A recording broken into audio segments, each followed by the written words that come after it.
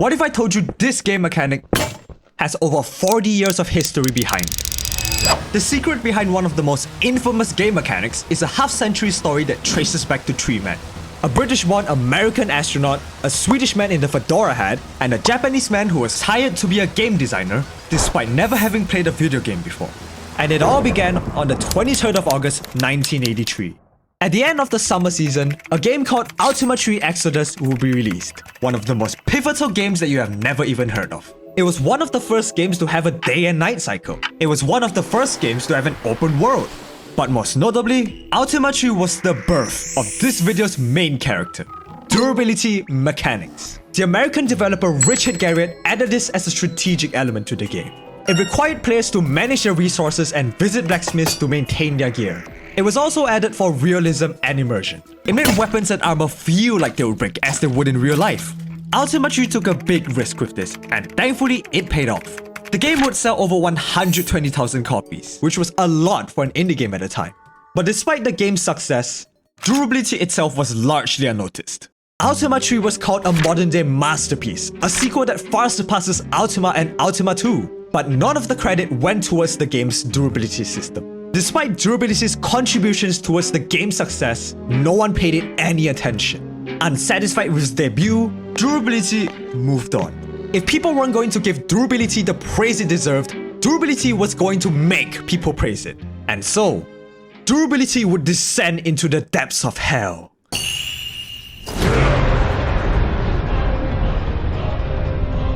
Durability is going to appear in more games. It was determined to be a common gameplay mechanic one day, and Ultima 3 was simply just a stepping stone.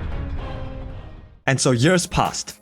Seasons came and went. In durability's absence, gaming as a whole made massive advancements. The SNES in 1990, PlayStation in 1994, N64 in 1996, even Sega was making consoles.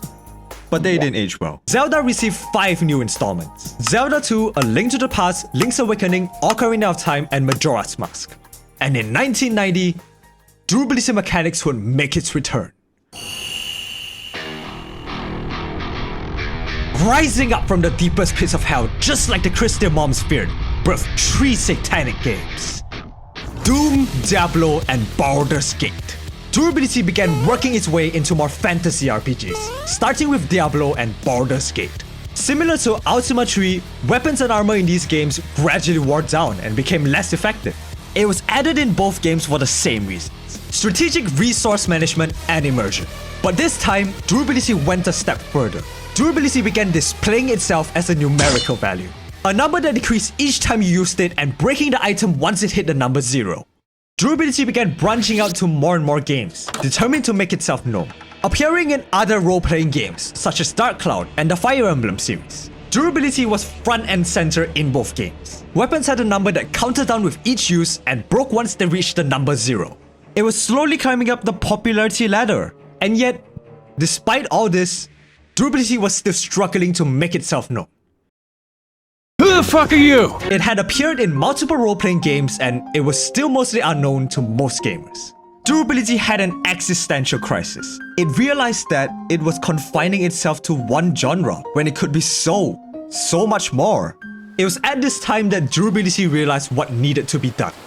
Durability needed to be present in games outside of fantasy RPGs. It needed to be in more genres. It needed to be in every corner of the game experience.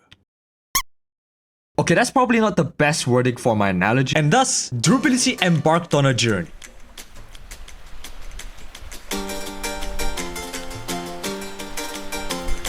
Durability sailed the seas, passing by multiple islands of genres. The platformer genre, the horror genre, the sports genre, but none truly accepted durability. They don't know I'm the one who made Ultima, Diablo, and Fire Emblem successful.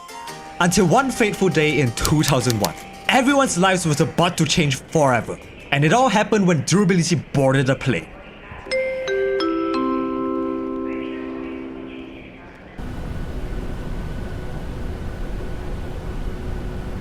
And landed safely on the island of simulation and sandbox games. Durability would appear in the most out-of-place game on this list: Animal Crossing.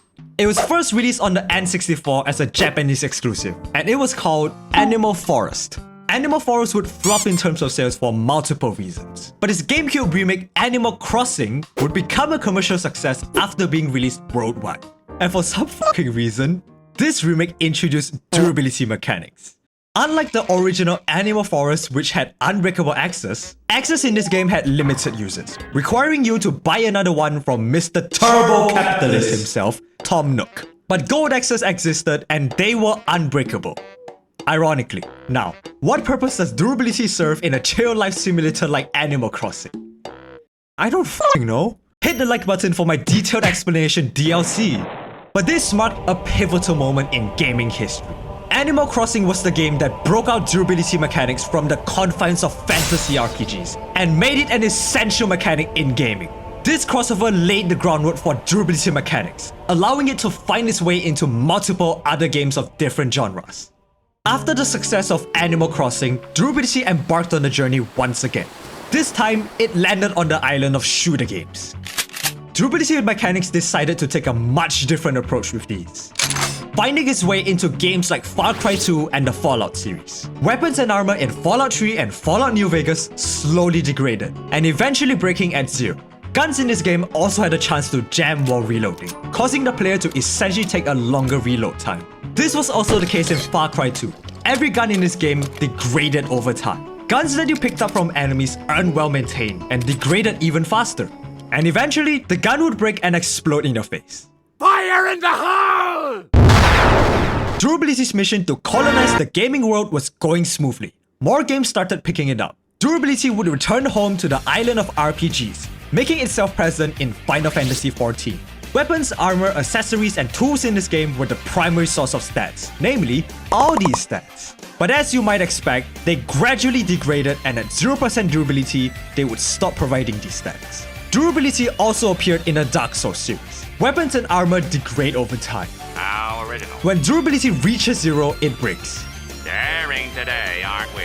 Durability also took another step further with Dark Souls. Weapons in this game could be upgraded into crystal weapons, which massively buffed their damage but made them very fragile and harder to repair. Durability wasn't just a number that ticked down to zero. This time, it wanted to play a part in the decision-making aspects of the game. But despite all of this progress, durability was not satisfied. While it has made massive moves with Far Cry 2 and Dark Souls, durability still wanted more. Durability wanted to be in the spotlight. Durability craved recognition. Durability desired absolute world domination. But to do so, durability needed to be in a game that almost everyone knew. A game that almost everyone and their mother had played. And little did durability know, that opportunity would come quicker than it had expected.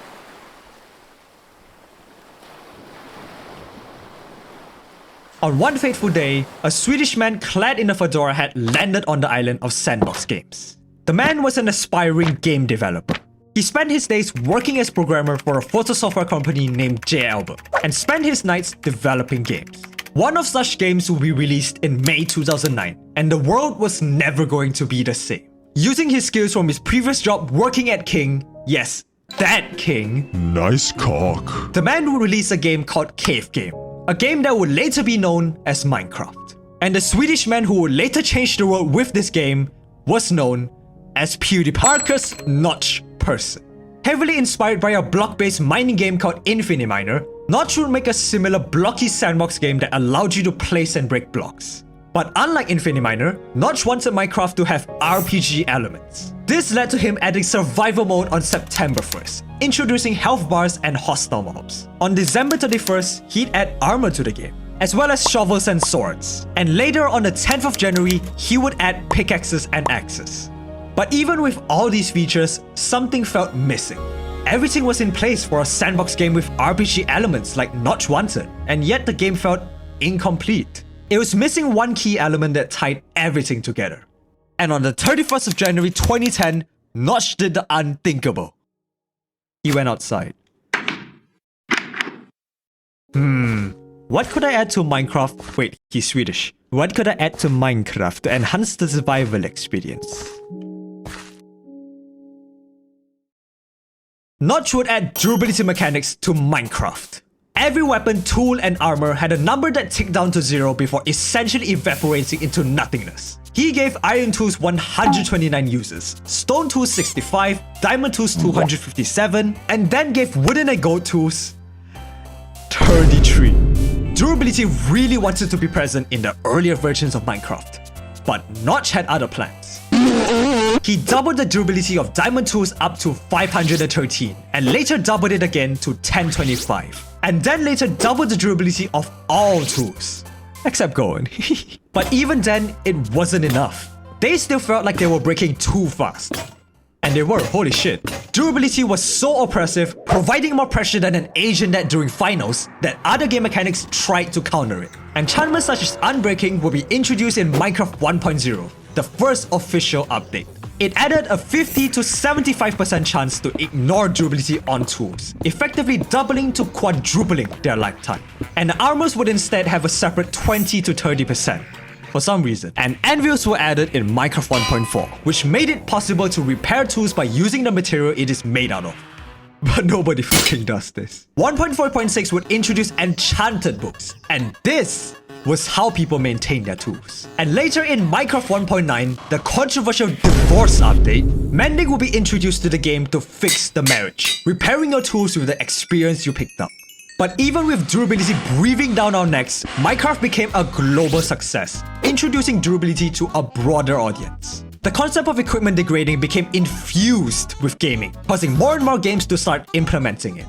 But as durability appeared in more and more games, something else was festering in the shadows. Durability was becoming popular, too popular, and not everyone was going to be happy with it. A resistance force towards durability started to form. People who weren't a fan of durability and hated it in games, their voices grew in numbers and multiplied day by day. But durability ignored all of that. Despite worldwide celebrity status, it still wanted more. After seeing the success that Minecraft brought, durability became thirsty for another massive game. It wanted a game even more popular than Minecraft. And what came next was the turning point in the gaming landscape. Because if you thought Minecraft's durability was harsh, oh, this wasn't even its final form. Later that evening, durability would receive an invitation letter. It was a letter inviting durability to the island of action-adventure games. Durability was no stranger to action games. It had already been in games like Fallout. But durability had serious doubts that the action-adventure game was going to be bigger than Minecraft. Out of curiosity, durability set sailed, ready to meet the brave game developer and reject their offer on the spot if they weren't up to its standards. But upon reaching the island, durability immediately accepted. Greeting durability's arrival was a legendary Japanese man who landed a job at Nintendo despite never having played a video game before. Upon being accepted, he then asked his girlfriend at the time the most boomer thing I've ever heard. What is a TV game? How do you do, fellow kids? This led to him playing Dragon Quest as his first game. And from there, he slowly worked his way up the Nintendo ladder, eventually being recruited to join the development team for the Legend of Zelda series. This man was the legendary Eiji Aonuma. Durability was going to appear in Zelda games. With minor appearances in Ocarina of Time, Majora's Mask and Skyward Sword, durability would make its most infamous appearance yet in Breath of the Wild. Durability in this game was cranked up to the maximum. Every weapon and shield in this game degraded over time, breaking at 0 durability. This time, however, there was no repair mechanic. There was no extra game mechanic that bypassed this. Durability was absolute. If something breaks, it's gone forever. It essentially turned Breath of the Wild's weapons into consumables. Even the iconic Master Sword wasn't fully immune. Instead of breaking at 0, it used energy on each hit and had a 10-minute recharge cooldown when depleted. I guess the power to defeat Ganon runs on AAA batteries. Durability couldn't have picked a better game after Minecraft. Breath of the Wild became a massive success, selling over 30 million copies. Durability finally had what it wanted, after 40 years of hard work. It was at the top of the world. Pretty much everyone who has ever touched the game in their life knew what it was at this point. From casual players to Mom's Basement, everyone was finally familiar with how it worked. Durability was happy to finally be known. And in the blink of an eye, public opinion on it drastically shifted. A game mechanic wrote 2 games to success in 6 years. this is what happened to their popularity. DM is a 40-year-old game mechanic, presenting to the emergency room with severe L+ ratios. It became Breath of the Wild's biggest controversy. A fair amount of players had durability mechanics as the deal breaker for them, causing some to even drop the game, whereas some fans who loved the game had durability as their main complaint. The main criticisms were that weapons were breaking too quickly, requiring you to break multiple weapons per fight. It made the Master Sword much less special because you'd use it for everything since it was the only weapon that didn't break. And it made finding weapons a lot less exciting. There was no reason to be excited when you found weapons because they were going to break and leave you forever. Just like your father. As someone who watches a fair bit of anime, let me just say, it was genuinely impressive that durability mechanics were more controversial than sub versus dub discussions. It was so controversial that players began to question the existence of durability mechanics in general. Some began to ask for compromises. Some asked for a weak weapon with infinite uses. Some asked for durability to be a toggle feature, so those that hated it could turn it off, while those that liked it could keep it on. Whereas some just wanted a repair system to be added to Breath of the Wild. Other people weren't as nice. It was called an archaic mechanic that should only exist within a very niche genre of games, the most useless and annoying mechanic in any single player game, and a fanboy. Sorry, that last one is for me. It wasn't just players who had an opinion shift with durability mechanics. Some game developers had one as well.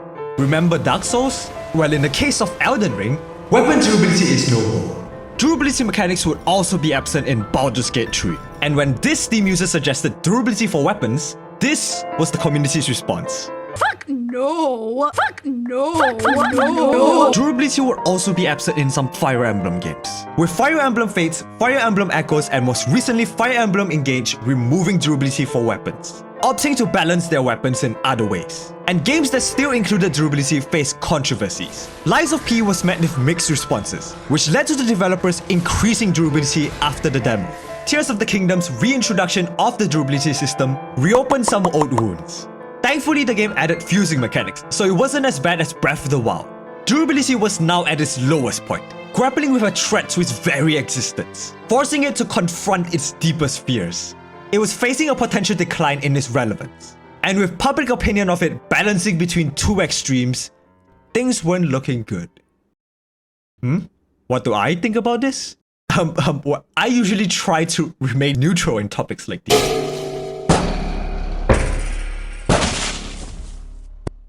Fuck it. People wrote hate comments even when I took a neutral stance anyways.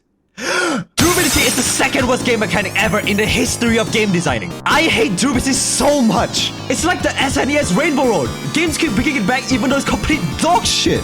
Durability poisoned our water supply, burned our crops, and delivered the plague onto our houses. Stop adding durability mechanics to your game. It never works. It fucking sucks.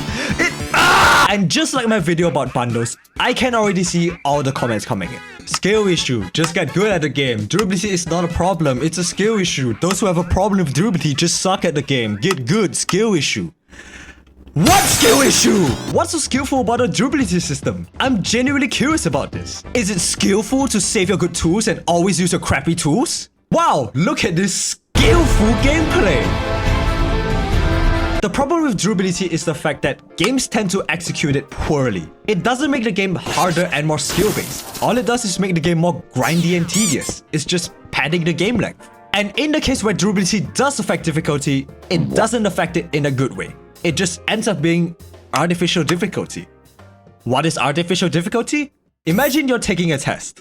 A difficult one tests what you've learned. No surprises. While it is difficult, you have all the tools and knowledge you need to pass. You could get a perfect score on your first try if you were good enough. Now imagine you go into the room and your pencils are taken away and you have to use sticks of lead instead. You are only given 2 sticks of lead, leading you to answer some questions terribly because you had to conserve your lead sticks for the other questions. The test asks the same questions over and over again. The test has questions on things that haven't been introduced yet. And the test has questions you only know the answer to once you hand in your test and get the results back. Wait, no, that's normal. You also have to repeat this test until you pass, and the examiners get paid by the hour. They want you to stay as long as possible, so they grade your test as harshly as possible. You could walk into the test knowing the perfect answer to every question, and still walk out with a C grade. This is artificial difficulty. Real difficulty makes it harder to win. artificial difficulty makes it harder to play. Durability by default encourages the latter. It encourages using the worst weapon that can still get the job done, to not waste your good weapons on weak enemies, making you start from the bottom of your inventory. This is especially true when those weak enemies only drop weak weapons, or no weapons, so using strong weapons on them would be a net loss. Even against hard bosses, you're still encouraged to use bad weapons, in case there's something harder later. But that's only if durability is extremely oppressive, eh? And this brings me to the second problem. Durability is impossible to balance. Mojang, Nintendo, everyone has tried. It never works. Make it too lenient and it might as well not be there. No one would notice if it was removed. Make it too oppressive and it ends up being a chore. Or worse yet, make it harder to play. Or even worse, it ends up contradicting itself. Let's return to the argument made in Breath of the Wild. Durability encourages players to explore the world while finding new weapons and step out of their comfort zones. Say I'm running low on weapons. I could either take the risk and explore parts of the map I haven't explored and try to find new weapons while I'm at it. Sure, I could do that. Or I could just do the opposite. It's not worth breaking my weapons going off track to explore the world. It's better to avoid fighting enemies, especially when I'd be sacrificing stronger weapons for something that's weaker. It's a net loss. I might actually end up in a worse position. Let's stay on track. Durability ironically taught me to not get involved. Your convoluted plan to make me explore more has backfired. It also kind of feels insecure. It's assuming players are naturally curious. If your world is interesting enough, people are going to explore it regardless. Weirdly enough, I actually replayed the game on the Switch, where I just turned off the weapon degradation and stamina, and I had a blast playing it on like a 36-hour drive on a much later tour. So people are giving durability credit for solving a problem that didn't exist. But Zay, Breath of the Wild's durability system encourages weapon variety. What variety? If you want weapon variety, have enemy variety instead. Go full Pokemon. I say durability discourages variety. Not only do you have durability to conserve, you're also encouraged to finish using something, so it opens up an inventory slot. So players end up using a small set of equipment, always the weakest or unbreakable one first. And finally, the original argument that started it all, it makes the game more realistic and immersive. I'd argue it makes games less realistic. An example of this, Animal Crossing New Horizons. For some reason, Nintendo decided to apply durability onto every tool.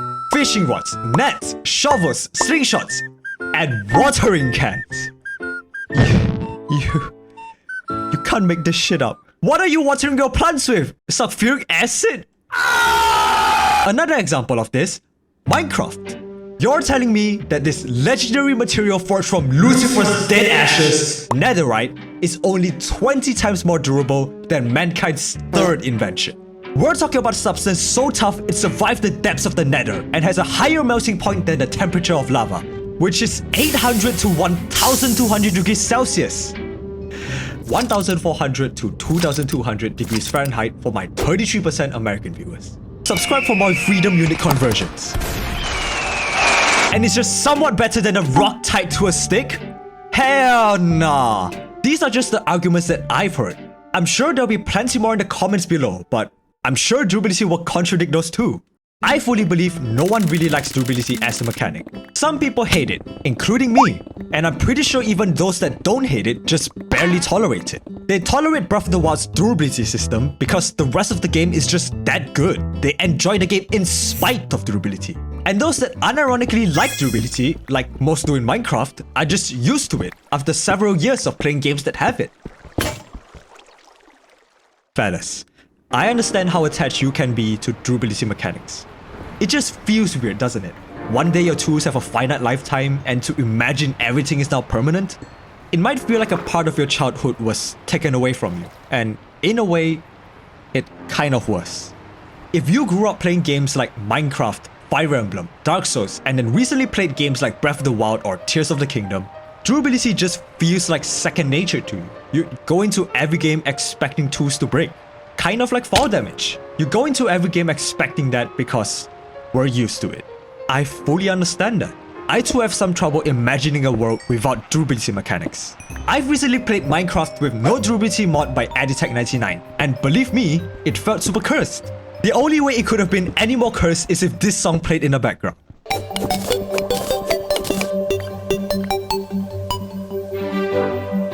I'm just super used to a green bar appearing next to my tools. I'm super used to cycling shitty stone tools to save my iron one for diamonds, gold, redstone. And not gonna lie, a small part of me kind of misses the tool breaking sound. But truth be told, I've barely even noticed a difference otherwise. I just no longer had to use stone tools. I could use an iron pickaxe for everything until I found diamonds. And for the late game, the only difference was that I no longer had to put mending on my diamond pickaxe anymore. There's a lot of debate as to whether or not mending should be allowed with villager trading, and I think that's missing the point. The issue isn't that 1.14 made mending so easy to get. Remove it from trades and people will just make AFK fish farms. The issue is that no one truly likes durability, and everyone wants to avoid it. Repairs in Minecraft are so bad that people would rather avoid durability entirely. 1.14 did not create a problem, it merely highlighted one. But the problem with durability isn't that it's a limitation. Let me be clear, I am not saying limitations in games are bad. One of my favorite games is Lethal Company, and this game has loads of limitations. The loot you pick up has a weight that makes you walk and run slow. Half of the enemies in this game basically insta-kill you, and it has a stamina system that will make me look athletic. And I'm a fucking twink who hasn't really gone outside since the pandemic. Limitations should try to go by 3 simple rules. They should punish the player for bad decisions instead of punishing the player for playing the game. They should encourage gameplay, not discourage it. They should feel fair and controllable. They should make you say, I deserve that. Players should be able to overcome limitations through skill. There is an argument to be made that some of Lethal Company's limitations don't fully meet these criteria. I can definitely see that. It's impossible to fully 100% cover all 3 rules, but it's way better than durability, who usually fails all 3 of these. It punishes players for playing the game, it either discourages gameplay or slows it down for no reason, and it often feels arbitrary and out of the player's control. Like, why do players have to deal with their guns jamming when the enemies have zero problem with theirs? Why don't these twats have to deal with their weapons breaking? And remember, through rose-tinted nostalgia glasses, through all the potential grief you'd go through with durability, there are plenty more examples of legendary games that don't have durability. Case in point, Terraria. Every single tool, every weapon, every armor has infinite durability. Durability was replaced with a progression system. And guess what? It's still one of the best designed and best-selling games of all time. And this highlights the final point I want to make with durability. There is always an alternative, and there are always better solutions. People seem to have gaslighted themselves into thinking that they can't live without durability. Like this guy. Without durability, players will just stick to one weapon the whole game. Without durability, you just stick to one weapon the whole game. Without durability, players will just stick to one weapon the whole game. I mean, I can think of so many alternatives. Introduce a weapon progression system. Add a weapon crafting and upgrading system that lets players customize their weapons and their playstyle. Add special abilities to weapons to make them more unique from each other. If you want to have a diverse combat system, have diverse enemies instead. You can make some enemies weak to swords, some to spears, and some to bows. Make enemies with multiple phases that require players to switch weapons at that mid-fight. Make enemies adapt to the weapon you are holding. Use the environment. Have a really dark dungeon, forcing the player to use a one-handed weapon plus a torch. Then place enemies which showcase the advantages of one-handers, enemies that are weak to quick attacks, narrow corridors which promote the use of spears, big enemies for two-handers. Tie the game's story into weapons. Design quests that require players to use a type of weapon. You can also make Link start the game with a broken Master Sword and then slowly collect the pieces to repair it, and things aren't that black and white. It's not one or the other. These are just some examples that I could come up with. Imagine what a team of developers could come up with. These are all the games that have durability mechanics in them. I love every game listed here. The ones I've played at least. I can like a game and still point out the flaws in them. And most of them have one common flaw. Durability mechanics. There are so many ways to get players to interact with your game without relying on durability. Another mechanic can always take over durability's place. Usually something with far fewer drawbacks. This is not game design illiteracy, quite the opposite. We all know that games can function without durability. Terraria, Elden Ring, Baldur's Gate 3. You know, the game that TOTK lost to. I am not saying remove durability and all problems are solved. I am openly asking for game developers to replace it with something better. Games are an art form. We should use our creativity to innovate. I see durability as room for something new, something better. Because truth be told, durability is a very old mechanic. durability is old enough to get a degree, struggle to find a well-paying job because all the entry-level jobs need 3 years of experience, and then get depressed over the fact that it will never own a house. What the fuck? As games advance, we sometimes replace old game mechanics. That's just part of evolving. Remember when games had a password checkpoint system? That was a thing. Remember when every game had a life system? Some games today still have it. Mostly platformers and roguelikes, but most games have replaced it with checkpoints and save files. Some games even allow you to save and continue anywhere you want. Imagine how silly it looked today if someone said, if you remove the life system, players won't have a reason to get better at the game. They die the same deaths over and over again. Allowing players to save their game is bad game design, SMH game design illiteracy. We simply just evolve past certain mechanics as technology becomes more advanced. So, where could durability go from here? I don't know. Durability could meet the same fate, where some games abandon it in favor of other mechanics. Having made its impact on gaming, both positive and negative, it will be remembered with nostalgia by the gaming community. Mostly. Or it could continue evolving like turn-based mechanics, in search of that perfect balance. Maybe one day a game would hit that perfect sweet spot of balance, and I'd be completely wrong. In which case, I'm happy to be. I'm always open to being proven wrong. And if someone out there can somehow make durability work, I'd be happy to see it. Just like how I'd be happy to be proven wrong with my ranking for Minecraft's top 10 worst updates. If you've enjoyed this video where I talked in depth about the durability system, be sure to check out this video where I talk about my 10 least favorite updates in Minecraft. I'm sure you'll enjoy that as well. Huge thank you to donswanick, TheFlyingFire, and samuelzinjgs for their kind donations.